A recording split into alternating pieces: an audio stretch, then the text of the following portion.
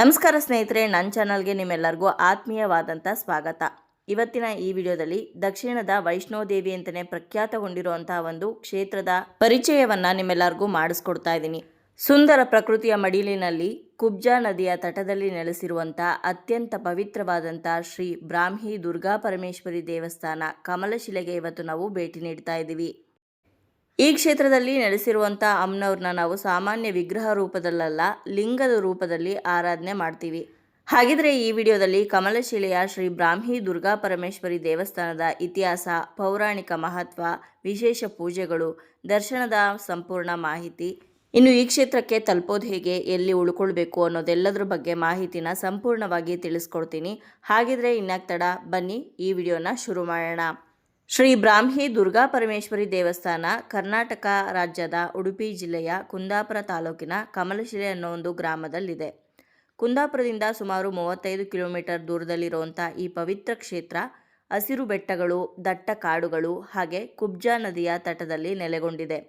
ಪ್ರಕೃತಿ ಮತ್ತು ಭಕ್ತಿಯ ಸಂಗಮವಾಗಿರುವಂಥ ಈ ಕ್ಷೇತ್ರಕ್ಕೆ ಪ್ರತಿದಿನ ಸಾವಿರಾರು ಭಕ್ತರು ಭೇಟಿ ನೀಡ್ತಾರೆ. ಬೆಂಗಳೂರಿಂದ ಕಮಲಶಿಲೆ ಸುಮಾರು 417 ಕಿಲೋಮೀಟರ್ ದೂರದಲ್ಲಿದೆ. ಇನ್ನು ಬೆಂಗಳೂರಿಂದ ನೀವೇನಾದರೂ ಈ ದೇವಸ್ಥಾನಕ್ಕೆ ಬರಬೇಕು ಅಂತಂದರೆ ಟ್ರೈನ್ ಮುಖಾಂತರ ಅಥವಾ ಬಸ್ ಮುಖಾಂತರ ಬೆಂಗಳೂರಿಂದ ಕುಂದಾಪುರವನ್ನು ತಲುಪಿ ಅನಂತರ ಕುಂದಾಪುರದಿಂದ ಈ ಒಂದು ಕ್ಷೇತ್ರಕ್ಕೆ ಬರೋದು ಉತ್ತಮ. ಯಾಕಂದರೆ ಬೆಂಗಳೂರಿಂದ ಡೈರೆಕ್ಟಾಗಿ ಕಮಲಶಿಲೆಗೆ ಡೈರೆಕ್ಟ್ ಬಸ್ಗಳು ಜಾಸ್ತಿ ಇಲ್ಲ, ಒಂದೇ ಒಂದು ಬಸ್ ಇದೆ ಅಂತ ಹೇಳ್ತಾರೆ, ಆದರೆ ಅದ್ರ ಬಗ್ಗೆ ಹೆಚ್ಚಿನ ಮಾಹಿತಿ ಇಲ್ಲ. ಹಾಗಾಗಿನೇ ಹೇಳಿದ್ದು, ಬೆಂಗಳೂರಿಂದ ಆದಷ್ಟು ನೀವು ಕುಂದಾಪುರಕ್ಕೆ ಟ್ರೈನ್ ಮುಖಾಂತರ ಅಥವಾ ಬಸ್ ಮುಖಾಂತರ ಬಂದು ಅನಂತರ ನೀವು ಈ ಕಮಲಶಿಲೆ ಕ್ಷೇತ್ರಕ್ಕೆ ಭೇಟಿ ಕೊಡ್ಬೋದು. ಬೆಂಗಳೂರಿಂದ ಸಾಕಷ್ಟು ಬಸ್ಗಳು, ಟ್ರೈನ್ಗಳು ಡೈರೆಕ್ಟಾಗಿ ನಮಗೆ ಕುಂದಾಪುರಕ್ಕೆ ತಲುಪುತ್ತೆ. ಕುಂದಾಪುರದಿಂದ ಕಮಲಶಿಲೆ 35 ಕಿಲೋಮೀಟರ್ ದೂರದಲ್ಲಿದೆ. ಬಸ್ಗೆ ವೆಯ್ಟ್ ಮಾಡೋಷ್ಟು ಟೈಮ್ ಇಲ್ಲ ಅಂತಂದರೆ ನೀವು ಟ್ಯಾಕ್ಸಿ ಮಾಡಿಕೊಂಡು ಕೂಡ ಈ ದೇವಸ್ಥಾನವನ್ನು ತಲುಪ್ಬೋದು. ಇನ್ನು ಉಡುಪಿಯಿಂದ ಕಮಲಶಿಲೆ 55 ಕಿಲೋಮೀಟರ್ ದೂರದಲ್ಲಿದ್ದರೆ ಮಂಗಳೂರಿಂದ 120 ಕಿಲೋಮೀಟರ್ ದೂರ ಇದೆ. ಇನ್ನು ಈ ದೇವಸ್ಥಾನದಿಂದ ಕೊಲ್ಲೂರು ಹಾಗೆ ಸಿಗಂದೂರು ದೇವಸ್ಥಾನಗಳು ಕೂಡ ಹತ್ತಿರದಲ್ಲೇ ಇರೋದ್ರಿಂದ ನೀವು ಆ ದೇವಸ್ಥಾನಗಳನ್ನು ಕೂಡ ಒಂದೇ ದಿವಸದಲ್ಲಿ ಕವರ್ ಮಾಡ್ಬೋದು. ಇನ್ನು ದೇವಸ್ಥಾನದ ಟೈಮಿಂಗ್ಸ್ ಬಗ್ಗೆ ಕೇಳೋದಾದರೆ ಈ ದೇವಸ್ಥಾನ ಪ್ರತಿದಿನ ಬೆಳಗ್ಗೆ 6 ಗಂಟೆಗೆ ಓಪನ್ ಆದರೆ ರಾತ್ರಿ 8-8:30ವರೆಗೂ ಕೂಡ ದೇವಸ್ಥಾನ ತೆಗೆದಿರುತ್ತೆ. ಮಧ್ಯಾಹ್ನ ಟೈಮಲ್ಲಿ ದೇವಸ್ಥಾನವನ್ನು ಮುಚ್ಚೋದಿಲ್ಲ ಅಂತ ಗೂಗಲಲ್ಲಿ ತಿಳಿಸಿದ್ದಾರೆ. ಹಾಗಾಗಿ ಯಾವುದೇ ಟೆನ್ಷನ್ ಇಲ್ಲದೆ ನೀವು ಮಧ್ಯಾಹ್ನ ಕೂಡ ಈ ದೇವಸ್ಥಾನಕ್ಕೆ ಭೇಟಿ ಕೊಡ್ಬೋದಾಗಿರುತ್ತೆ. ಇನ್ನು ದೇವಸ್ಥಾನದ ತಟದಲ್ಲೇ ಹರಿಯುವಂಥ ನದಿ ಇವಾಗ ನೀವು ನೋಡ್ತಾ ಇದ್ದೀರಾ, ಈ ನದಿಯ ಹೆಸರು ಕುಬ್ಜಾ ನದಿ ಅಂತ. ಈ ನದಿ ಒಂದು ಶಾಪಗ್ರಸ್ತ ನದಿ ಅಂತ ಹೇಳ್ಬೋದು. ಹಾಗೆ ಈ ನದಿಗೆ ಕುಬ್ಜಾ ನದಿ ಅಂತ ಹೆಸರು ಬರೋದಕ್ಕೂ ಕೂಡ ಒಂದು ಕಾರಣ ಇದೆ. ಆ ಕಾರಣವನ್ನು ಈ ದೇವಸ್ಥಾನದ ಇತಿಹಾಸವನ್ನು ನಿಮಗೆ ಹೇಳುವಾಗ ತಿಳಿಸ್ಕೊಡ್ತೀನಿ. ನಾವು ಸರಿಯಾಗಿ ಕಮಲಶಿಲೆಗೆ ತಲುಪುವಾಗ ಮಧ್ಯಾಹ್ನ 2-2:30 ಆಗಿತ್ತು.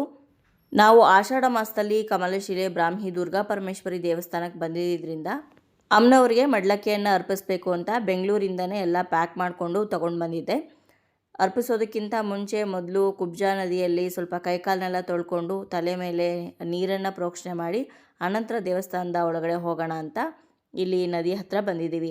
ದೇವಸ್ಥಾನದ ಸುತ್ತ ಪ್ರಕೃತಿ ನೋಡೋದಕ್ಕೆ ತುಂಬಾ ಅದ್ಭುತವಾಗಿದೆ.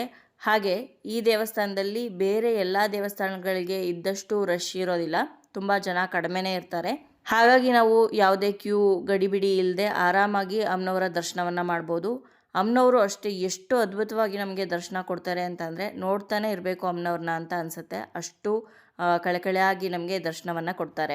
ಈ ಒಂದು ಕ್ಷೇತ್ರಕ್ಕೆ ಕಮಲಶಿಲೆ ಅಂತ ಹೆಸರು ಯಾಕಪ್ಪ ಬಂತು ಅಂತಂದರೆ, ಕಮಲ ಅಂದರೆ ತಾವರೆ, ಹಾಗೆ ಶಿಲೆ ಅಂದರೆ ಕಲ್ಲು.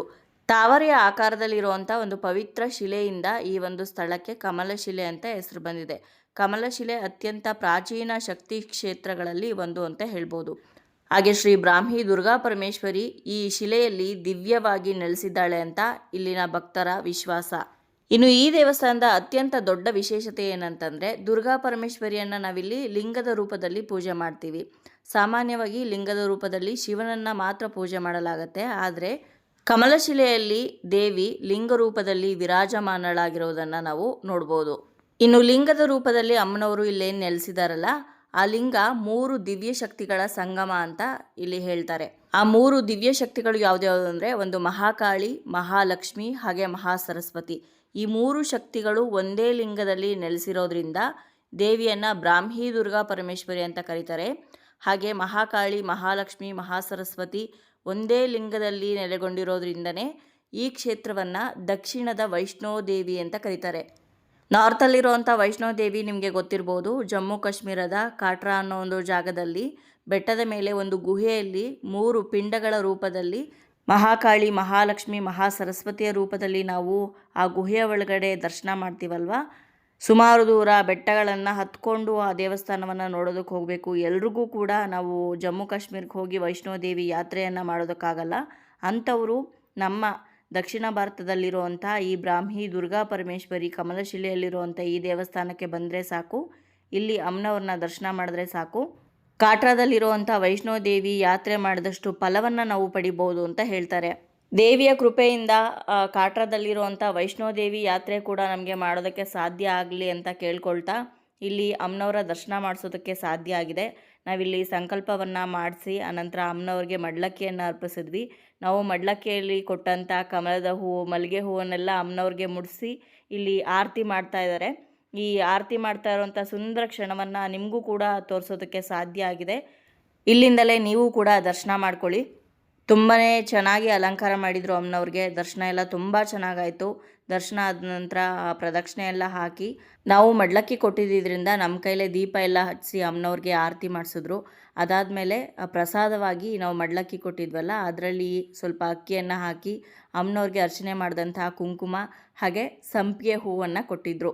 ಎಷ್ಟು ಖುಷಿಯಾಯಿತು ಅಂತಂದರೆ ತುಂಬಾ ಖುಷಿಯಾಯಿತು. ಅಮ್ಮನವ್ರಿಗೆ ಅರ್ಚನೆ ಮಾಡಿದಂತಹ ಕುಂಕುಮ, ಹೂವು ಮತ್ತು ಅಕ್ಕಿಯನ್ನು ಅದನ್ನು ವಾಪಸ್ ತೊಗೊಂಡೋಗಿ ನಮ್ಮ ಮನೇಲಿರ್ತಕ್ಕಂಥ ಅಕ್ಕಿ ಡಬ್ಬಕ್ಕೆ ಹಾಕಿಡಿ ಅಂತ ಹೇಳಿದರು.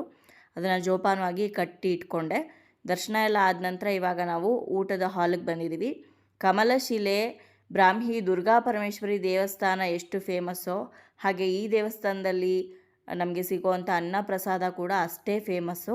ಯಾರಿಗಾದ್ರೂ ನೀವು ಕಮಲಶಿಲೆಗೆ ಹೋಗ್ತಾ ಇದ್ದೀನಿ ಅಂತ ಹೇಳಿ ನೋಡಿ, ಫಸ್ಟ್ ಹೇಳೋದೇ ಅಲ್ಲಿ ಊಟ ಮಾತ್ರ ಮಿಸ್ ಮಾಡ್ಕೋಬೇಡಿ. ಮಧ್ಯಾಹ್ನ ಎಷ್ಟು ಗಂಟೆಗೆ ಹೋಗ್ತಿರೋ ಬಿಡ್ತಿರೋ 3:30 ಅಷ್ಟರೊಳಗೆ ಕಮಲಶಿಲೆ ಊಟದ ಹಾಲ್ ಹತ್ರ ಇರಿ, ಒಳ್ಳೆ ಊಟ ಸಿಗತ್ತೆ ನಿಮಗೆ ಅಂತ ಹೇಳ್ತಾರೆ. ನಿಜಕ್ಕೂ ಅದು ಸುಳ್ಳಲ್ಲ. ಕಮಲಶಿಲೆಗೆ ನಾನು ಈ ಮುಂಚೆ ಒಂದು ಸಲ ಬಂದಿದ್ದೆ, ಆದರೆ ಆ ಸಲ ನನಗೆ ಊಟ ಮಾಡೋದಕ್ಕೆ ಸಾಧ್ಯ ಆಗಿರಲಿಲ್ಲ. ಸಂಜೆ ಟೈಮಲ್ಲಿ ಬಂದಿದ್ವಿ. ಆದರೆ ಈ ಸಲ ಮಿಸ್ ಮಾಡಿಕೊಳ್ಳೇಬಾರ್ದು ಅನ್ನಪ್ರಸಾದವನ್ನು ಅಂತ ಹೇಳಿ ಕರೆಕ್ಟಾಗಿ ಒಂದು 2:30-3 ಗಂಟೆಗೆಲ್ಲ ಈ ದೇವಸ್ಥಾನವನ್ನು ರೀಚ್ ಆಗಿದ್ವಿ. ಜಾಸ್ತಿ ಜನ ಇದ್ದರೆ ಬೇಗ ಊಟ ಖಾಲಿ ಆಗೋಗುತ್ತೆ.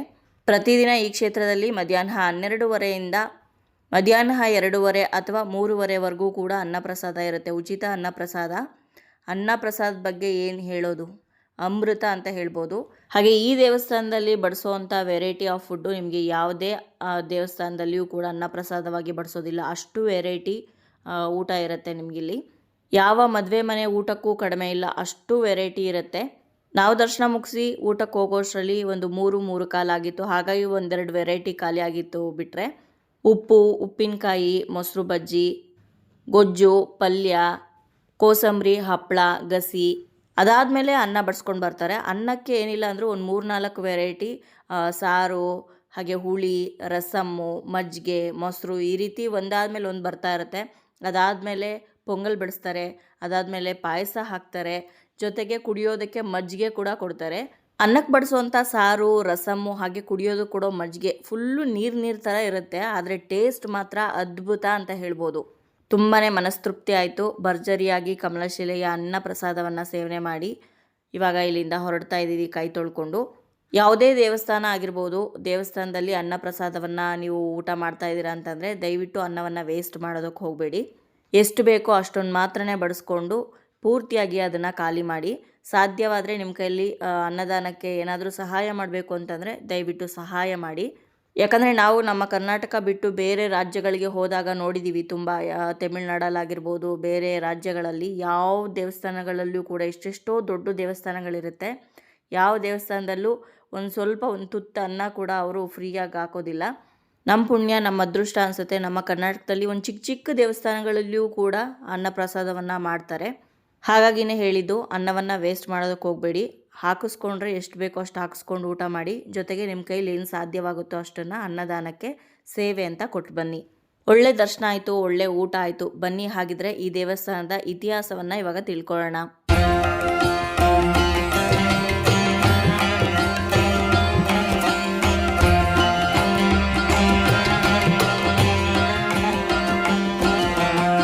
ಈ ಕಮಲಶಿಲೆ ಕ್ಷೇತ್ರ ಸ್ಕಂದ ಪುರಾಣದ ಸಹ್ಯಾದ್ರಿ ಖಂಡದಲ್ಲಿ ಉಲ್ಲೇಖಗೊಂಡಿರುವಂಥ ಒಂದು ಪುರಾತನ ಶಕ್ತಿ ಕ್ಷೇತ್ರ ಅಂತ ಇಲ್ಲಿ ಸ್ಥಳೀಯ ಸಂಪ್ರದಾಯಗಳು ತಿಳಿಸುತ್ತವೆ.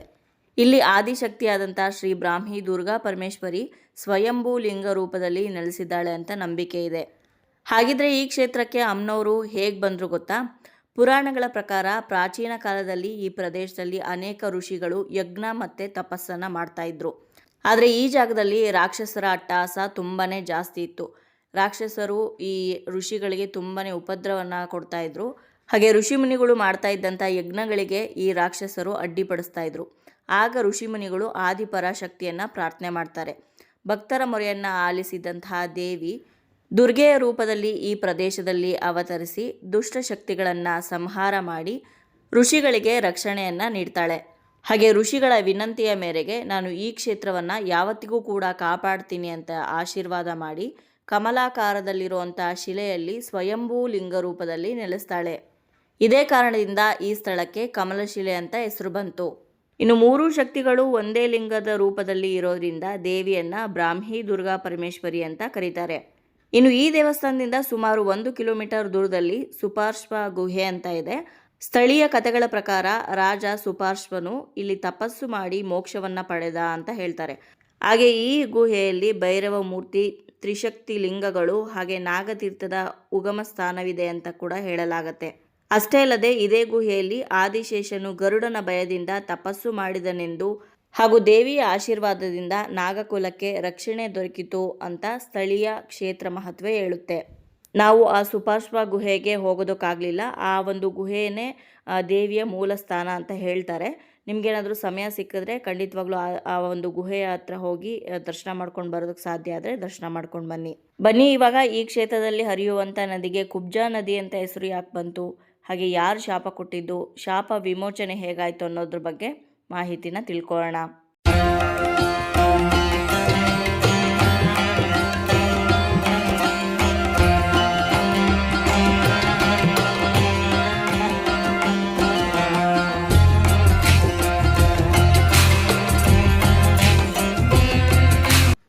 ಕಮಲಶಿಲೆಯ ಅತ್ಯಂತ ಪ್ರಸಿದ್ಧ ಪೌರಾಣಿಕ ಕಥೆ ಅಂದರೆ ಅದು ಕುಬ್ಜಾ ನದಿಗೆ ಬಂದಂಥ ಶಾಪ.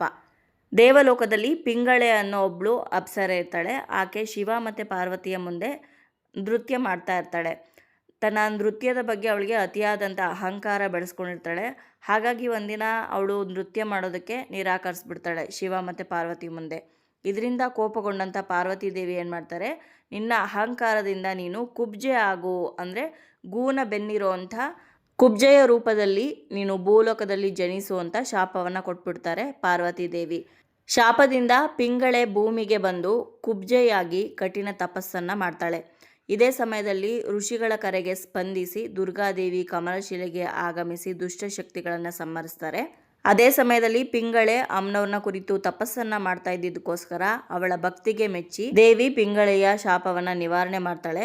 ಆದರೆ ಪಿಂಗಳೆ, ನಾನು ಸದಾ ನಿನ್ನ ಸೇವೆಯನ್ನು ಮಾಡುವಂಥ ಅವಕಾಶವನ್ನು ಕಲ್ಪಿಸ್ಕೊಡು ತಾಯಿ ಅಂತ ಕೇಳ್ತಾಳೆ. ಆಗ ದೇವಿ, ನೀನು ಕುಬ್ಜಾ ನದಿಯಾಗಿ ಹರಿದು ಪ್ರತಿ ವರ್ಷ ನನ್ನ ಪಾದಗಳಿಗೆ ಜಲಾಭಿಷೇಕ ಮಾಡುವ ಭಾಗ್ಯ ಪಡೆ ಅಂತ ವರವನ್ನು ಕೊಡ್ತಾರೆ. ಅವತ್ತಿನಿಂದ ಈ ಕ್ಷೇತ್ರದಲ್ಲಿ ಪಿಂಗಳೆ ಕುಬ್ಜಾ ನದಿಯಾಗಿ ಹರಿತಾ ಇದ್ದಾಳೆ.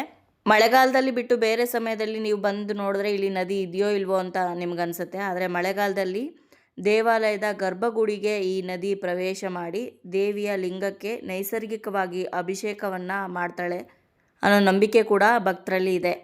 ಸಾಮಾನ್ಯವಾಗಿ ಆಷಾಢ ಅಥವಾ ಶ್ರಾವಣ ತಿಂಗಳಲ್ಲಿ ತುಂಬಾ ಜಾಸ್ತಿ ಮಳೆ ಇರುತ್ತಲ್ಲ, ಆ ಸಮಯದಲ್ಲಿ ಕುಬ್ಜಾ ನದಿ ನೀರು ದೇವಾಲಯದ ಒಳಗಡೆ ಪ್ರವೇಶ ಮಾಡಿ ದೇವಿಯ ಸ್ವಯಂಭೂ ಲಿಂಗ ಏನಿದೆ ಅದನ್ನು ಸ್ಪರ್ಶ ಮಾಡುತ್ತೆ. ಈ ಘಟನೆ ಪ್ರತಿ ವರ್ಷವೂ ಕೂಡ ನಡ್ಕೊಂಡು ಬಂದಿದೆ. ನಾವು ಹೋದಾಗ ಪೀಕ್ ಮಾನ್ಸೂನ್ ಸೀಸನ್ನೇ ಆಗಿತ್ತು. ಆದರೆ ಈ ಸಲ ಮಳೆ ತುಂಬಾ ಕಡಿಮೆ ಇದ್ದಿದ್ದ ಕಾರಣ ಇನ್ನೂ ದೇವಸ್ಥಾನದ ಒಳಗಡೆ ನೀರೆಲ್ಲ ಬಂದಿರಲಿಲ್ಲ. ತುಂಬಾ ನಿಧಾನವಾಗಿ ನದಿ ಹರಿತಾ ಇತ್ತು. ಇದು ತುಂಬಾ ವೈಶಿಷ್ಟ್ಯ ಅಂತ ಹೇಳ್ಬೋದು ಈ ಕ್ಷೇತ್ರದ್ದು. ಯಾವ ಒಂದು ಕ್ಷೇತ್ರದಲ್ಲೂ ಕೂಡ ನಾವು ಈ ರೀತಿಯಾಗಿ ನೋಡಿರೋದಿಲ್ಲ. ಇದನ್ನೇ ದೇವಿಗೆ ಕುಬ್ಜಾ ನದಿಯ ನೈಸರ್ಗಿಕ ಜಲಾಭಿಷೇಕ ಅಂತ ಕರೆಯಲಾಗತ್ತೆ. ಇನ್ನು ಯಾರು ಈ ಒಂದು ಕ್ಷೇತ್ರಕ್ಕೆ ಬಂದು ಈ ಪವಿತ್ರ ನದಿಯಲ್ಲಿ ಸ್ನಾನ ಮಾಡ್ತಾರೋ ಅಂಥವರ ಪಾಪಕರ್ಮಗಳು, ರೋಗ ನಿವಾರಣೆಗಳು ಆಗುತ್ತೆ. ಹಾಗೆ ದೇವಿಯ ಅನುಗ್ರಹ ಲಭಿಸುತ್ತೆ ಅಂತ ಹೇಳ್ತಾರೆ. ಕಮಲಶಿಲೆ ಕ್ಷೇತ್ರದಲ್ಲಿರುವಂಥ ಬ್ರಾಹ್ಮಿ ದುರ್ಗಾ ಪರಮೇಶ್ವರಿ ದೇವಿಯನ್ನು ದರ್ಶನ ಮಾಡೋದ್ರಿಂದ ಭಕ್ತರ ಶತ್ರುಬಾಧೆ ನಿವಾರಣೆ ಆಗುತ್ತೆ. ಕುಟುಂಬದಲ್ಲಿ ಯಾವುದಾದ್ರೂ ಸಮಸ್ಯೆ ಇದ್ದರೆ ಆ ಸಮಸ್ಯೆಗಳು ನಿವಾರಣೆ ಆಗುತ್ತೆ. ಮದುವೆ ಏನಾದರೂ ತುಂಬ ತಡ ಆಗ್ತಾ ಇದ್ದರೆ ಆ ಮದುವೆ ಬೇಗ ಆಗುವಂಥದ್ದಾಗಿರ್ಬೋದು. ಸಂತಾನ ಇಲ್ಲದವ್ರಿಗೆ ಸಂತಾನ ಭಾಗ್ಯ ಕರುಣಿಸೋದಾಗಿರ್ಬೋದು. ಹಾಗೆ ನಿಮ್ಮ ಕೆಲಸದಲ್ಲಿ ಏನಾದರೂ ಸಮಸ್ಯೆಗಳಿದ್ದರೆ ಉದ್ಯೋಗ ಹಾಗೆ ವ್ಯವಹಾರಗಳಲ್ಲಿ ಯಶಸ್ಸನ್ನು ಪ್ರಾಪ್ತಿ ಮಾಡುವಂಥದ್ದು, ಆರ್ಥಿಕ ಅಭಿವೃದ್ಧಿಯನ್ನು ಕೊಡುವಂಥದ್ದು, ಹಾಗೆ ಆರೋಗ್ಯ ಮತ್ತು ಮಾನಸಿಕ ನೆಮ್ಮದಿಯನ್ನು ತಾಯಿ ದುರ್ಗಾ ಪರಮೇಶ್ವರಿ ಕರುಣಿಸ್ತಾಳೆ ಅಂತ ಹೇಳ್ತಾರೆ. ಇನ್ನು ನೀವು ಈ ಕ್ಷೇತ್ರಕ್ಕೆ ಬಂದಾಗ ಯಾವ್ಯಾವ ಸೇವೆಗಳನ್ನು ಮಾಡಿಸ್ಬೋದು ಅಂತಂದರೆ, ಈ ಕ್ಷೇತ್ರದಲ್ಲಿ ಚಂಡಿಕಾ ಹೋಮ ತುಂಬಾ ವಿಶೇಷ ರೀತಿಯಲ್ಲಿ ನಡೆಯುತ್ತೆ. ಚಂಡಿಕಾ ಹೋಮವನ್ನು ಇಲ್ಲಿ ನಡೆಸ್ಬೋದು, ಚಂಡಿ ಯಾಗವನ್ನು ಮಾಡ್ಬೋದು, ದುರ್ಗಾ ನಮಸ್ಕಾರ ಪೂಜೆಯನ್ನು ಮಾಡಿಸ್ಬೋದು, ಕುಂಕುಮಾರ್ಚನೆಯನ್ನು ಮಾಡ್ಬೋದು, ಹಾಗೆ ವಿಶೇಷ ಸಂಕಲ್ಪ ಪೂಜೆಯನ್ನು ಮಾಡಿಕೊಡ್ತಾರೆ. ತುಂಬ ಕಡಿಮೆ ಬೆಲೆಗೆ ಸಂಕಲ್ಪ ಪೂಜೆಯನ್ನು ಕೂಡ ಮಾಡ್ಬೋದು. ಹಾಗೆ ಅನ್ನದಾನಕ್ಕೆ ಡೊನೇಷನ್ ಕೂಡ ನೀವು ಮಾಡ್ಬೋದಾಗಿರುತ್ತೆ. ಇನ್ನು ಈ ದೇವಸ್ಥಾನದಲ್ಲಿ ಮತ್ತೊಂದು ಅಪರೂಪದ ಸಂಪ್ರದಾಯ ಇದೆ. ಅದೇನೆಂದರೆ ಸಲಾಂ ಮಂಗಳಾರತಿ ಅಂತ. ಸ್ಥಳೀಯ ಪರಂಪರೆಯ ಪ್ರಕಾರ ಟಿಪ್ಪು ಸುಲ್ತಾನ ಈ ದೇವಸ್ಥಾನಕ್ಕೆ ಗೌರವ ಸಲ್ಲಿಸಿದ್ದನ್ನು ಸ್ಮರಿಸಿಕೊಂಡು ಪ್ರತಿದಿನ ಸಂಜೆ ಈ ವಿಶೇಷ ಮಂಗಳಾರತಿ ನಡೆಯುತ್ತೆ. ಇದು ನಮ್ಮ ಕರ್ನಾಟಕ ದೇವಸ್ಥಾನದಲ್ಲಿ ತುಂಬಾ ಅಪರೂಪವಾಗಿ ಕಂಡು ಬರುವಂಥ ಒಂದು ಸಂಪ್ರದಾಯ. ಸಲಾಂ ಮಂಗಳಾರತಿ ಅಂತ ಕರೀತಾರೆ ಈ ಒಂದು ಪೂಜೆಗೆ. ಇನ್ನು ಈ ಕಮಲಶಿಲೆ ಕ್ಷೇತ್ರದಲ್ಲಿ ಪ್ರತಿ ವರ್ಷ ಏಪ್ರಿಲ್ ತಿಂಗಳಲ್ಲಿ ನಡೆಯುವಂಥ ಕಮಲಶಿಲೆ ಜಾತ್ರೆ ತುಂಬಾ ವೈಭವದಿಂದ ನಡೆಯುತ್ತೆ. ರಥೋತ್ಸವ, ಚಂಡಿ ಹೋಮ, ಹಾಗೆ ತುಂಬಾ ಸಾಂಸ್ಕೃತಿಕ ಕಾರ್ಯಕ್ರಮಗಳೆಲ್ಲ ಇರುತ್ತೆ ಆ ಸಮಯದಲ್ಲಿ. ಇದಿಷ್ಟು ಕಮಲಶಿಲೆಯ ಸಂಪೂರ್ಣ ಮಾಹಿತಿಯಾಗಿತ್ತು. ಇನ್ನು ಕಮಲಶಿಲೆ ದೇವಸ್ಥಾನದಲ್ಲೇ ಕೆಲಸ ಮಾಡುವಂಥ ಒಬ್ಬರು ಸೆಕ್ಯೂರಿಟಿ ನಮಗೆ ದೇವಸ್ಥಾನದ ಇತಿಹಾಸದ ಬಗ್ಗೆ ಎಲ್ಲದ್ರ ಬಗ್ಗೆನೂ ಫುಲ್ ಇನ್ಫಾರ್ಮೇಷನ್ ಕೊಟ್ಟಿದ್ದಾರೆ. ಅದನ್ನು ಕೂಡ ಇದೇ ವಿಡಿಯೋದ ಕೊನೆಯಲ್ಲಿ ಅಟ್ಯಾಚ್ ಮಾಡಿರ್ತೀನಿ. ದಯವಿಟ್ಟು ವಿಡಿಯೋನ ಫುಲ್ಲು ನೋಡಿ. ಕುಂದಾಪುರ ತಾಲೂಕಿನ ಉಡುಪಿ ಜಿಲ್ಲೆಯ ಕಮಲಶಿಲೆ ಅನ್ನುವಂತಹ ಊರಿನಲ್ಲಿ ಈ ದೇವಿ ಅಂದರೆ ಶ್ರೀ ಬ್ರಾಹ್ಮಿ ದುರ್ಗಾ ಪರಮೇಶ್ವರಿ ಅಮ್ಮನವರು ಉದ್ಭವ ಆಗಿರುತ್ತಾಳೆ. ನೋಡಿ, ಇಲ್ಲಿ ಬಿಟ್ಟರೆ ವೈಷ್ಣೋದೇವಿ ಅಂತ ಕಾಶ್ಮೀರ ಹೋಗಬೇಕು, ಅಲ್ಲಿ ಬಿಟ್ಟರೆ ಕಮಲಶಿಲೆ ಇದು ಕರ್ನಾಟಕದ ವೈಷ್ಣೋದೇವಿ. ಉಡುಪಿ ಜಿಲ್ಲೆಯ ಕುಂದಾಪುರ ತಾಲೂಕಿನ ಒಳಗಡೆ ಇರುವ ಕಮಲಶಿಲೆ ಊರಿನಲ್ಲಿರುವ ಈ ದೇವಿ. ಹಾಗೆ ಈ ಜಗತ್ತಿನಲ್ಲಿ ಎರಡೇ ಕಡೆ ದೇವಿ ಉದ್ಭವ ಆಗಿರುವ ದೇವಿಗಳು ಅಂತ ಹೇಳ್ತಾರೆ. ಒಂದು ಕಮಲಶಿಲೆ ನಮ್ಮ ದೇವಸ್ಥಾನ, ಇಲ್ಲಿ ಬಿಟ್ಟರೆ ವೈಷ್ಣೋದೇವಿ ಅಂತ ಎರಡು ಕಡೆ ಹೇಳ್ತಾರೆ. ಇಲ್ಲಿ ಲಿಂಗರೂಪಿಣಿಯಾಗಿ ದೇವಿ ಉದ್ಭವ, ಮತ್ತು ಇನ್ನೊಂದು ಅಂತ ಹೇಳಿದರೆ ಕಮಲಾಕೃತಿಯ ಕಲ್ಲಿನ ಮೇಲ್ಗಡೆ ಕಲ್ಲಿನ ರೂಪದಲ್ಲಿ ದೇವಿ ಉದ್ಭವ ಆಗುತ್ತೆ. ಆಮೇಲೆ ಕಾಳಿ, ಸರಸ್ವತಿ, ಲಕ್ಷ್ಮಿಯರು ಅದರಲ್ಲಿ ಐಕ್ಯವತೆ, ಬ್ರಹ್ಮ ವಿಷ್ಣು ಮಹೇಶ್ವರರ ಹೆಂಡತಿಯರು ಆ ಲಿಂಗದಲ್ಲಿ ಐಕ್ಯವಾಗಿದ್ದಾರಂತೆ. ಅವರು ಒಂದು ಬ್ರಹ್ಮಾಣಿಯಾಗಿ ಲಿಂಗದ ರೂಪದಲ್ಲಿ ಭೂಮಿಯಿಂದ ಉದ್ಭವಿಸಿ ಆ ಬ್ರಹ್ಮ ಮುಹೂರ್ತದಲ್ಲಿ ಕ್ರೂರಾಕ್ಷ ಎನ್ನುವ ಅಂದರೆ ರಾಕ್ಷಸನ ಹೆಸರು, ಆ ರಾಕ್ಷಸನನ್ನು ಸಂಹಾರ ಮಾಡಿದ ಜಗನ್ಮಾತೆ ಶ್ರೀ ಬ್ರಾಹ್ಮಿ ದುರ್ಗಾ ಪರಮೇಶ್ವರಿ ಅಮ್ಮನವರು ಅಂತ ಹೇಳ್ತಾರೆ. ಇಲ್ಲಿ ಒಂದು 100 ರೂಮ್ಗಳ ವ್ಯವಸ್ಥೆ ಇಲ್ಲಿದೆ ನಮ್ಮ ದೇವಸ್ಥಾನದಲ್ಲಿ ಅಂತ ಹೇಳಿದರೆ, ನಾನು ಇಲ್ಲಿ ಭದ್ರತಾ ಸಿಬ್ಬಂದಿಯಾಗಿ ಒಂದು 15 ವರ್ಷ ಆಯಿತು. ಮಂಜುನಾಥ್ ಅಂತ ನನ್ನ ಹೆಸರು. ನೋಡಿ, ಇಲ್ಲಿ ಒಂದು ಇದು ಕುಬ್ಜಾ ಅತಿಥಿ ಗೃಹ ಅಂತೀವಿ, ಇದು ಬ್ಯಾಂಕ್ ಮೇಲ್ಗಡೆ ಅಂತ ಹೇಳ್ತೀವಿ ನಾವು ಇಲ್ಲೇ. ಆಮೇಲೆ ಆಚೆ ಕಡೆ ಒಂದು ಅಂಬಾ ಅತಿಥಿ ಗೃಹ ಅಂತ ಇದೆ. ದೇವಸ್ಥಾನದ ಹಿಂದ್ಗಡೆ ಒಂದು ನಾಗತೀರ್ಥ ಅಂತ ಒಂದು ಅತಿಥಿ ಗೃಹ ಇದೆ. ಭಕ್ತಾದಿಗಳು ಡೊನೇಟಿವ್ ಇರ್ಬೋದು, ಮತ್ತು ಆಡಳಿತ ಮಂಡಳಿಯ ಇಂದ ಒಟ್ಟಾಗಿ ಸೇರಿ ಒಂದು ಇಷ್ಟು ರೂಮ್ಗಳನ್ನು ಮಾಡಿದ್ದಾರೆ. ರೂಮು ಸದುಪಯೋಗ ಪಡಿಸ್ಕೊಳ್ಳಿ. 100 ರೂಮ್ಸ್ ಇದೆ. ಅದರಲ್ಲಿ AC, ನಾನ್ AC ಅದು ಬದಲಾಗ್ತದೆ ವರ್ಷಕ್ಕೂ. ಆದರೆ ಎಲ್ಲ ಚೆನ್ನಾಗಿದೆ ರೂಮು. ಕರ್ನಾಟಕದ ಎಲ್ಲ ದೇವಸ್ಥಾನಗಳಲ್ಲಿ ಊಟ ಚೆನ್ನಾಗಿದೆ, ಬಟ್ ಆದರೆ ಇಲ್ಲಿ ಡಿಫ್ರೆಂಟ್ ಆಗಿದೆ. ಅದು ಏನಂತ ಗೊತ್ತಿಲ್ಲ, ದೇವಿಗೆ ಗೊತ್ತು. ನಾನು ಇಲ್ಲೇ ಊಟ ತಿಂದು ಬೆಳೆದವನು. ಒಂದು 15, 20, 16 ವರ್ಷ ಆಯಿತು. ಅದು ಇಲ್ಲಿ ಮೊದಲು ಊಟ ಅದು ಏನಂತ ನಂಗೆ ಗೊತ್ತಿಲ್ಲ. ಎಲ್ಲ ಕಡೆ ಊಟ ಮಾಡ್ತೀವಿ, ನಾವು ಮಾಡ್ತೀವಿ, ನೀವು ಮಾಡ್ತೀರಾ. ಆದರೆ ಕಮಲಶಿಲೆಯಲ್ಲಿ ಊಟ ಅಂತ ಹೇಳಿದರೆ ಅದು ಏನು ಅಂತಾರೆ, ಹಾಗಾಗಿ ಡಿಫ್ರೆಂಟಾಗಿ ಬಡಿಸ್ತಾರೆ. ಮತ್ತು ನಮ್ಗೆ ಅಲ್ಲೇ ಕೋಪ ಇದ್ದರೆ, ನಮ್ಗೆ ಈ ಕ್ಷೇತ್ರದಲ್ಲಿ ನಾವು ಇಲ್ಲಿ ಡ್ಯೂಟಿ ಮಾಡುವಾಗ ಕೋಪನೇ ಬರಲ್ಲ. ನಮ್ಗೆ ಕೋಪ ಮರೆತೋಗ್ತದೆ. ನಮಗೆ ಅಷ್ಟು ದೇವಿ ಶಕ್ತಿ ಇದೆ. ಮತ್ತು ನಮ್ಮ ಧರ್ಮದರ್ಶಿಗಳು, ಅದು ದೇವಲೋಕದ ಒಂದು ಅಪ್ಸರೆ ಅಂತೆ. ಅವಳು ದೇವಲೋಕದಲ್ಲಿ ಪಿಂಗಲ್ ಎನ್ನುವಂತಹ ಒಂದು ಅಪ್ಸರೆ ನರ್ತಕಿ. ಅವಳು ಶಿವನ ಶಾಪಕ್ಕೆ ಒಳಗಾಗಿ, ಶಿವಪಾರ್ವತಿಯರ ಶಾಪಕ್ಕೆ ಒಳಗಾಗಿ ಅವಳು ಕುಬ್ಜೆಯಾಗಿ ಹೋಗುವಂಥ ಶಾಪಕ್ಕೆ ಗುರಿಯಾಗ್ತಾಳಂತೆ. ಆ ಪಿಂಗಲ ಎನ್ನುವಂತಹ ಹುಡುಗಿ ತಪ್ಪಿನ ಅರಿವಾಗಿ ಆ ಶಾಪ ವಿಮೋಚನೆಯಾಗಿ ದೇವರಲ್ಲಿ ಜಗನ್ಮಾತೆ ಹತ್ರ ಬೇಡ್ಕೊತಾರಂತೆ. ಆ ಜಗನ್ಮಾತೆ ಹೇಳ್ತಾಳಂತೆ, ಕಲಿಯುಗದಲ್ಲಿ ಕಮಲಶಿಲೆ ಎನ್ನುವಂತಹ ಊರಿನಲ್ಲಿ ಕ್ರೂರಾಕ್ಷಸನನ್ನು ಸಂಹಾರ ಮಾಡಲು ನಾನು ಧರೆಗಿಳಿದು ಬರುವೆ. ಅಲ್ಲಿ ನೀನು ನನ್ನ ಭೇಟಿಯಾಗು, ಅಲ್ಲಿವರೆಗೂ ನೀನು ಭೂಲೋಕಕ್ಕೆ ಹೋಗೋದು. ಆವಾಗ ಆ ನದಿಯಾಗಿ ಕುಬ್ಜಾ ನದಿಯಾಗಿ ಅವಳು ಇಲ್ಲಿ ಹರಿತಿರ್ತಾಳೆ. ನದಿಯ ದಡದಲ್ಲಿ ತೀರದಲ್ಲಿ ಆ ರಾಕ್ಷಸನನ್ನು ಸಂಹಾರ ಮಾಡುವ ಮಾಡುವ ತಂತ್ರಗಾರಿಕೆಯಲ್ಲಿ ದೇವಿ ಇಲ್ಲಿ ಬಂದು ನೆಲೆ ಆಗ್ತಾಳೆ. ಆವಾಗ ದೇವಿ ಅವಳನ್ನು ಕರೆಸ್ಕೊತಾಳೆ. ವರ್ಷಕ್ಕೊಂದ್ಸತಿ ಆ ನದಿ ನೀರು ನಾಗತೀರ್ಥ ಎರಡು ಒಟ್ಟಾಗಿ ಬಂದು ಅಮ್ಮನ್ನ ಸ್ನಾನ ಮಾಡಿಸಿ ಹೋಗುವ ಮುಖಾಂತರ ಇಷ್ಟರೊಳಗಾಗಲೇ ತುಂಬಬೇಕಾಗಿತ್ತಲ್ಲ, ಈ ಸಲ ಮಳೆ ಕಡಿಮೆ ಆಗಿರೋದ್ರಿಂದ ಇಷ್ಟರೊಳಗೆ ನದಿಲೇ ಹೋಗಿ ದರ್ಶನ ಮಾಡಬೇಕಾಗಿತ್ತು. ಅದು ಒಂದು 9-10 ಗಂಟೆಗಳ ಕಾಲ ಇರುತ್ತೆ ಅಷ್ಟೇ. ಮತ್ತೆ ದೇವಸ್ಥಾನ ಮುಳುಗ್ತದೆ ಅಂತ ಕೆಲವರು ಹೇಳ್ತಾರೆ. ದೇವಸ್ಥಾನ ಎಲ್ಲ ಮುಳುಗಲ್ಲ, ಅದೇನು ತಲಕಾವೇರಿ ಅಲ್ಲ, ಆಯ್ತಾ. ಆಮೇಲೆ ವಿಗ್ರಹ ಬುಲ್ ಮುಳುಗ್ತದೆ ಅಂತಾರೆ. ತಪ್ಪು ಮಾಹಿತಿಗಳನ್ನ ನಾವು ಕೊಡ್ಬಾರ್ದು. ಮತ್ತೆ ಊಟ ಮಧ್ಯಾಹ್ನ 12:30 ಮಹಾಪೂಜೆ ಆದ ಕೂಡಲೇ ಊಟ ಆಗ್ತದೆ. ಊಟ ಒಂದು 2:30 3 ಗಂಟೆ ಲಾಸ್ಟ್. ಕೆಲ ಸತಿ ಜನ ಜಾಸ್ತಿ ಇದ್ದಾಗ 4 ಗಂಟೆ ಆಗೋದು ಇದೆ. ಊಟದ ಟೈಮಿಂಗ್ಸ್ ಹೇಳಿದ್ದೀನಿ ನಾನು. ಬೆಳಿಗ್ಗೆ ಒಂದು 6:30-7 ಗಂಟೆಗೆ 6:30ಗೆಲ್ಲ ದೇವಸ್ಥಾನ ಓಪನ್ ಆಗ್ತದೆ. ಮತ್ತೆ ಟೆಂಪಲ್ ಕ್ಲೋಸೇ ಇಲ್ಲ. ರಾತ್ರಿ 8:30ವರೆವರೆಗೂ ದೇವಸ್ಥಾನ ಇರ್ತದೆ. 8 ಗಂಟೆ ಲಾಸ್ಟ್ ಅಂತ ತಿಳ್ಕೊಳ್ಳಿ ನೀವು, ಬಟ್ 8:30 ಆಗ್ತದೆ. ಒಳ್ಳೆ ನವರಾತ್ರಿಗಳಲ್ಲಿ 9 ದಿನ ವಿಶೇಷ ಇರ್ತದೆ. ಇಲ್ಲಿ ಎಲ್ಲ ದೇವಸ್ಥಾನದಲ್ಲಿ ಇದೆ ವಿಶೇಷ, ಇಲ್ಲಂದ್ರೆ ಡಿಫ್ರೆಂಟ್. 5, 10, 15, 20 ಹಿಂಗೆ ಒಂದೊಂದು ದಿನಕ್ಕೂ ಜನ ಜಾಸ್ತಿ. ಇಲ್ಲಿ ಹೋಮಗಳು ನಡೆಯುತ್ತಲ್ಲ ಸರ್, ಚಂಡಿಕಾ ಹೋಮಗಳೆಲ್ಲ ನಡೀತದೆ, ಬೇರೆ ಬೇರೆ ಹೋಮಗಳೆಲ್ಲ ನಡೀತದೆ. ಬಟ್ ಚಂಡಿಕಾ ಹೋಮ ಒಂದು ದಿನಕ್ಕೆ 4-5 ನಡೀತದೆ. 4-5 ಚಂಡಿಕಾ ಹೋಮ ನಡೀತದೆ. ಬಹಳ ಒಳ್ಳೆ ಜನಗಳು ಬರ್ತಾರೆ. ಅದೆಲ್ಲ ಬುಕ್ ಮಾಡ್ಕೋಬೇಕು ಅಂತಂದ್ರೆ ನಾವಿಲ್ಲಿ ಬಂದು ನೀವು ಕೌಂಟರ್ನಲ್ಲಿ ಒಂದು ವಿಸಿಟಿಂಗ್ ಕಾರ್ಡ್ ತಗೊಂಡು ಹೋಗಿ ಅವ್ರ ಹತ್ರ ಬುಕ್ ಮಾಡಿ, ಒಂದು ವಾರದ ಮುಂಚೆ ಬುಕ್ ಮಾಡಿದ್ರೆ ಬಹಳ ಒಳ್ಳೇದು. ಹಾಗೆ ಬರುವಾಗ ಬುಕ್ ಮಾಡಿಬಿಟ್ಟು ರೂಮ್ ಬರಬೇಕು. ಆಮೇಲೆ ಕುಂದಾಪುರದಿಂದ ಇಲ್ಲಿಗೆ 35 ಕಿಲೋಮೀಟರ್ ಆಗ್ತದಮ್ಮ. 35 ಕಿಲೋಮೀಟರ್ ಆಗ್ತದೆ. ನೀವು ಶಿವಮೊಗ್ಗದ ಮೇಲೆ ಬಂದ್ರೆ ಕುಂದಾಪುರ ಸಿದ್ದಾಪುರ ಅನ್ಬೇಕು. ಆಮೇಲೆ ಉಡುಪಿ ಮೇಲೆ ಬಂದ್ರೆ ನೀವು ಉಡುಪಿ ಹಾಲಾಡಿ ಹಿಂಗೆ ಬರ್ಬೇಕು. ಉಡುಪಿ, ಬಾರ್ಕೂರು, ಬ್ರಹ್ಮಾವರ, ಹಾಲಾಡಿ ಹಿಂಗೆ ಬರಬೇಕು. ಹಿಂಗೆ ಬಂದರೆ ನಿಮಗೆ ಅನುಕೂಲ ಆಗ್ತದೆ. ಉಡುಪಿಯಿಂದ ಇಲ್ಲಿಗೆ 65 ಕಿಲೋಮೀಟರ್ ಆಗ್ತದೆ. ಓಕೆ ಸರ್, ಧನ್ಯವಾದ. Thank you sir. ನೋಡಿದ್ರಲ್ವಾ ಈ ಕ್ಷೇತ್ರದ ಮಹಿಮೆ ಬಗ್ಗೆ, ಹಾಗೆ ಅಲ್ಲಿ ಬರೋವ್ರಿಗೆ ಯಾವ ರೀತಿ ರೂಮ್ ಫೆಸಿಲಿಟಿ ಎಲ್ಲ ಇದೆ ಅನ್ನೋದನ್ನ ತುಂಬ ಚೆನ್ನಾಗಿ ಎಕ್ಸ್ಪ್ಲೈನ್ ಮಾಡಿದ್ರು ಅವರು. ಅದೇ ಒಂದು ಕ್ಷೇತ್ರದಲ್ಲಿ ಸುಮಾರು 15-16 ವರ್ಷದಿಂದ ಅವರು ಕೆಲಸ ಮಾಡ್ಕೊಂಡು ಬಂದಿದ್ದಾರಂತೆ. ಅವರನ್ನು ಮಾತಾಡಿಸಿ ನಮಗಂತೂ ತುಂಬಾ ಖುಷಿ ಆಯಿತು. ಹಾಗೆ ತುಂಬಾ ವಿಷಯಗಳನ್ನು ನಾವು ತಿಳ್ಕೊಂಡ್ವಿ. ಹಾಗೆ ನಿಮಗೂ ಕೂಡ ನನ್ನ ಕೈಲಿ ಎಷ್ಟು ಸಾಧ್ಯವಾಗುತ್ತೋ ಅಷ್ಟರ ಮಟ್ಟಿಗೆ ಶ್ರೀ ಕ್ಷೇತ್ರ ಕಮಲಶಿಲೆ ಬಗ್ಗೆ ಸಂಪೂರ್ಣ ಮಾಹಿತಿನ ತಿಳಿಸ್ಕೊಟ್ಟಿದ್ದೀನಿ. ಹಾಗೆ ಶ್ರೀ ಬ್ರಾಹ್ಮಿ ದುರ್ಗಾ ಪರಮೇಶ್ವರಿ ಅಮ್ಮನವರ ದರ್ಶನದಿಂದ ನಮಗೆ ಮನಸ್ಸಿಗೆ ತುಂಬಾ ಶಾಂತಿ ಹಾಗೆ ಭಕ್ತಿಯ ಅನುಭವ ಸಿಕ್ಕಿದೆ ಅಂತ ಭಾವಿಸಿದ್ದೀನಿ. ಈ ಒಂದು ಕ್ಷೇತ್ರಕ್ಕೆ ಆಕರ್ಷಣೆ ಹೆಚ್ಚು. ಹಾಗೆ ಪ್ರಕೃತಿ ಸೌಂದರ್ಯ ಮತ್ತು ದೈವಿಕ ಶಕ್ತಿಯನ್ನು ಸಂಗಮವಾಗಿ ಇರುವಂಥ ಈ ಒಂದು ಪುಣ್ಯಕ್ಷೇತ್ರಕ್ಕೆ ಜೀವನದಲ್ಲಿ ಒಮ್ಮೆ ಆದರೂ ಭೇಟಿ ಕೊಡಲೇಬೇಕು. ಹಾಗೆ ಅಮ್ಮನವರ ದರ್ಶನವನ್ನು ಪಡೀಲೇಬೇಕು. ನಿಮಗೂ ಕೂಡ ಸಮಯ ಸಿಕ್ಕಾಗ ಖಂಡಿತ ಒಮ್ಮೆ ಈ ದೇವಸ್ಥಾನಕ್ಕೆ ಹೋಗಿ ಬನ್ನಿ, ತುಂಬಾ ಖುಷಿ ಪಡ್ತೀರಾ ನೀವು. ಹಾಗಿದ್ರೆ ಇವತ್ತಿನ ಈ ವಿಡಿಯೋನ ನಾನು ಇಲ್ಲಿಗೆ ಮುಗಿಸ್ತಾ ಇದ್ದೀನಿ. ವಿಡಿಯೋ ನಿಮ್ಮೆಲ್ಲರಿಗೂ ಇಷ್ಟ ಆಗಿರ್ಬೋದು, ಹಾಗೆ ಉಪಯೋಗ ಆಗಿರ್ಬೋದು ಅಂತ ಭಾವಿಸ್ತೀನಿ. ವಿಡಿಯೋ ಇಷ್ಟ ಆಗಿದ್ರೆ ಲೈಕ್ ಮಾಡಿ, ಹಾಗೆ ನಿಮ್ಮ ಕುಟುಂಬ ಮತ್ತು ಸ್ನೇಹಿತರೊಂದಿಗೆ ಈ ವಿಡಿಯೋನ ಹಂಚ್ಕೊಳ್ಳಿ. ಹಾಗೆ ಇಂಥದ್ದೇ ಇನ್ನಷ್ಟು ದೇವಸ್ಥಾನಗಳ ಸಂಪೂರ್ಣ ಮಾಹಿತಿಗೋಸ್ಕರ ನಮ್ಮ ಚಾನಲ್ನ ಸಬ್ಸ್ಕ್ರೈಬ್ ಮಾಡಿಕೊಂಡು ಪಕ್ಕದಲ್ಲಿ ಕಾಣುವಂತಹ ಬೆಲ್ ಐಕನ್ನ ಮರಿದೇ ಕ್ಲಿಕ್ ಮಾಡಿ. ಮತ್ತೊಂದು ಅದ್ಭುತ ದೇವಸ್ಥಾನದೊಂದಿಗೆ ನಿಮ್ಮನ್ನ ಮತ್ತೆ ಭೇಟಿ ಆಗ್ತೀನಿ. ಅಲ್ಲಿಯವರೆಗೂ ಧನ್ಯವಾದಗಳು. ಲೋಕ ಸಮಸ್ತ ಸುಖಿನೋ ಭವಂತು. ಓಂ ಶ್ರೀ ಮಾತ್ರೇ ನಮಃ.